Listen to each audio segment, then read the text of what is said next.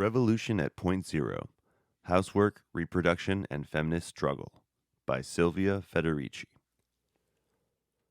Part 2: Globalization and Social Reproduction, Section 3: Women, Globalization, and the International Women's Movement, 2001.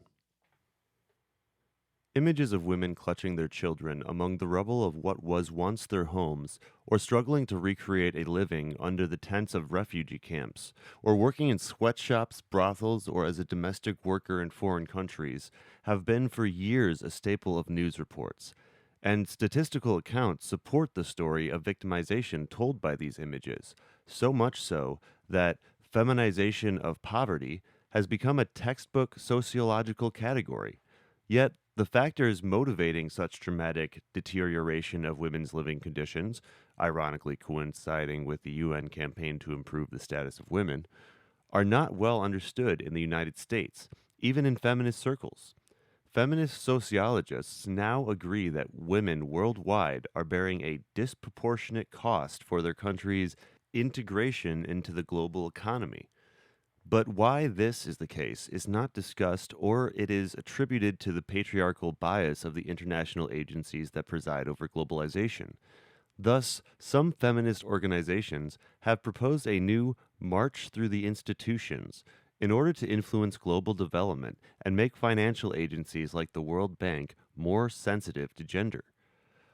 Others have begun pressuring governments to implement the United Nations recommendations, convinced that the best strategy is participation. However, globalization is especially catastrophic for women not because it is managed by male-dominated agencies unaware of women's needs, but because of the objectives it is intended to achieve. Globalization aims to give corporate capital total control over labor and natural resources. Thus, it must expropriate workers from any means of subsistence that may enable them to resist a more intense exploitation. As such, it cannot succeed except through a systematic attack on the material conditions of social reproduction and on the main subjects of this work, which in most countries are women. Women are also victimized because they are guilty of the two main crimes which globalization is supposed to combat. They are the ones who, with their struggles, have contributed most to valorizing the labor of their women and communities, challenging the sexual hierarchies on which capital has thrived and forcing the nation-state to expand investment in the reproduction of the workforce.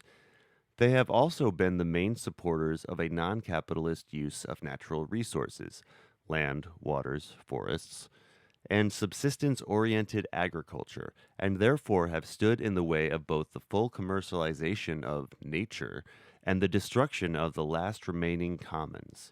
This is why globalization in all its capitalist forms, structural adjustment, trade liberalization, low-intensity warfare, is in essence a war against women, a war that is particularly devastating for women in the Third World, but undermines the livelihood and autonomy of the proletarian women in every region of the world, including the advanced capitalist countries. From this it follows that the economic and social conditions of women cannot be improved without a struggle against capitalist globalization and the delegitimization of the agencies and programs that sustain capital's global expansion, starting with the IMF and the World Bank and the WTO.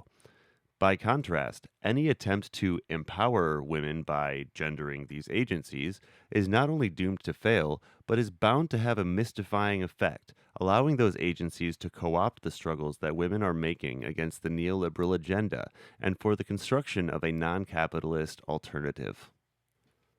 Globalization, an attack on reproduction. To understand why globalization is a war against women, we must read this process politically, as a strategy aiming to defeat workers' refusal of work by means of the global expansion of the labor market. It is a response to the cycles of struggles that, starting with the anti-colonial movement and continuing through the Black Power, blue-collar, and feminist movements of the 60s and 70s, challenged the international and sexual division of labor, causing not only a historic profit crisis, but a true social and cultural revolution. The struggles of women against dependence on men for the recognition of housework as work, against racial and sexual hierarchies, have been a key aspect of this crisis. Thus, it is not an accident that all the programs associated with globalization have taken women as their primary target. Structural adjustment programs, for instance, though promoted as a means to economic recovery, have destroyed women's livelihood, making it impossible for them to reproduce their families and themselves. One of the main objectives of SAPs is the modernization of agriculture, that is, its reorganization on a commercial and export basis. This means that more land is diverted to the cultivation of cash crops, and more women, the world's main subsistence farmers, are displaced. Women have also been displaced by the retrenchment of the public sector that has resulted in the gutting of social services and public employment. Here, too, women have paid the heaviest price, not only because they have been the first to be fired, but because lack of access to healthcare and childcare for them means the difference between life and death. Also, the creation of global assembly lines, which disseminate sweatshops across the world, feeding on the work of young women, is part of this war on women and reproduction. Certainly, doing industrial work for the global market may represent an opportunity for increased autonomy for some women, but even when this is true, it is an autonomy that women pay with their health and the possibility of having a family, given the long hours of work and hazardous conditions in free export zones. It is an illusion to think that working in those industrial zones may be a good temporary solution for young women on the way to marriage. Most of them end up spending their lives locked up in jail-like factories, and even those who quit find that their bodies have already been harmed. Take the case of the young women working in the flower industry in Colombia or Kenya, who after a few years or even months on the job go blind or develop deadly diseases because of the constant exposure to fumigation and pesticides. Evidence of the war that international agencies are waging against women, especially in the South, is the fact that so many have been forced to leave their countries and migrate to the North, where the only employment they often find is domestic work. It is women from the South, in fact, who today take care of the children and the elderly in many countries of Europe and the United States, a phenomenon some have described as the development global mothering and global care. To consolidate itself, the New World economy relies heavily on the state's disinvestment in the process of social reproduction. So crucial is cutting the cost of labor for the profitability of the new global economy that, where debt and adjustment have not sufficed, war has completed the task. Elsewhere, I have shown that many wars, waged in recent years on the African continent, stem from the politics of structural adjustment, which exacerbates local conflicts and forecloses all avenues to accumulation for the local elites other than pillage and plunder. Here I want to stress that much contemporary warfare is intended to destroy subsistence farming and thus targets primarily women. This is also true of the war on drugs, which serves to destroy the crops of small farmers, as well as low-intensity warfare and humanitarian interventions. Other phenomena proceeding from the globalization process have destructive consequences for women and reproduction.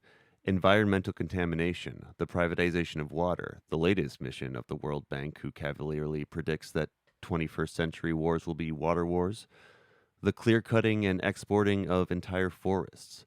There is a logic at work that brings back work regimes typical of the colonial plantations, where workers were consumed, producing for the global market and hardly reproduced. All vital statistics measuring the quality of life in adjusted countries are eloquent on this point. Typically, they indicate increased mortality rates and reduced life expectancy, 5 years at birth for African children. The breakdown of families and communities, leading children to live in the street or working like slaves. Increased number of refugees, mostly women, displaced by war or economic policies. The growth of mega shantytowns fed by the expulsion of farmers from their land. Increased violence against women at the hands of male relatives, governmental authorities, and warring armies. In the North as well, globalization has ravaged the political economy that sustains women's lives. In the United States, presumably the most successful example of neoliberalism, the welfare system has been dismantled, especially AFDC, which affects women with dependent children. Thus, female headed families have been completely pauperized, and the working class women must now hold more than one job to survive.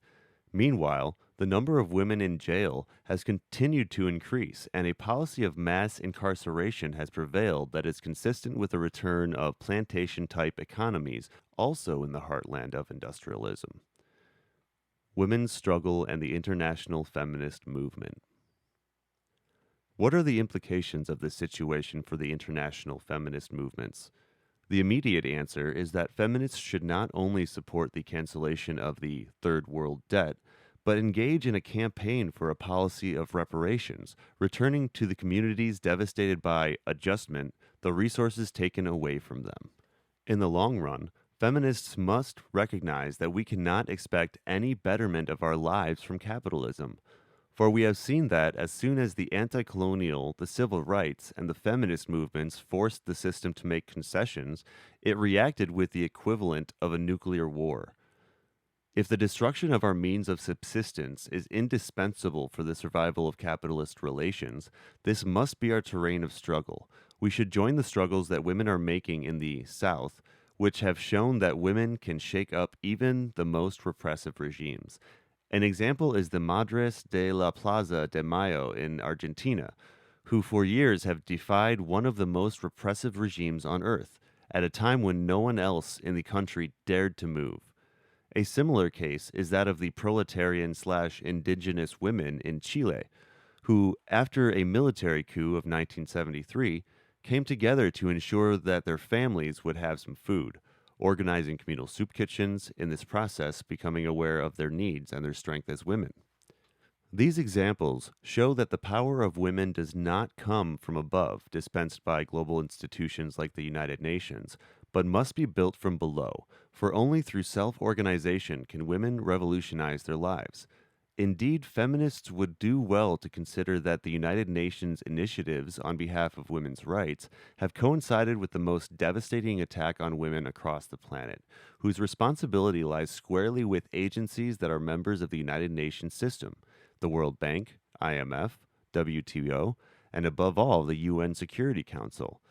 In contrast to UN-made feminism, with its NGOs, its income-generating projects, and paternalistic relations with local movements, stand the grassroots organizations that women have formed in Africa, Asia, and Latin America to fight for basic services, like roads, schools, clinics, to resist the government's attack on the street vending, which is one of women's main form of subsistence, and to defend each other from their husband's abuse. Like every form of self-determination, women's liberation requires specific material conditions, starting with control over the basic means of production and subsistence. As Maria Mize and Veronica Benhold Thompson have argued in The Subsistence Perspective, 2000, this principle holds not only for women in the Third World, who have been major protagonists of land struggles to recover land occupied by landowners, but also for women in the industrialized countries. In New York, women are defending from bulldozers their urban gardens, the products of much collective work that brought together entire communities and revitalized neighborhoods previously considered disaster zones. But the repression that has met even such projects indicates that we need a feminist mobilization against the intervention of the state in our daily life, as well as in international affairs. Feminists, too, must organize against police brutality, the military buildup, and first of all, war. Our first and most important step must be to oppose the recruitment of women into the armies, which regrettably was introduced with the support of some feminists and in the name of women's equality and emancipation. There is much we can learn from this misguided policy. For the image of the uniformed woman gaining equality with men through the right to kill is the image of what globalization can offer to us, which is the right to survive at the expense of other women and their children, whose countries and resources corporate capital needs to exploit.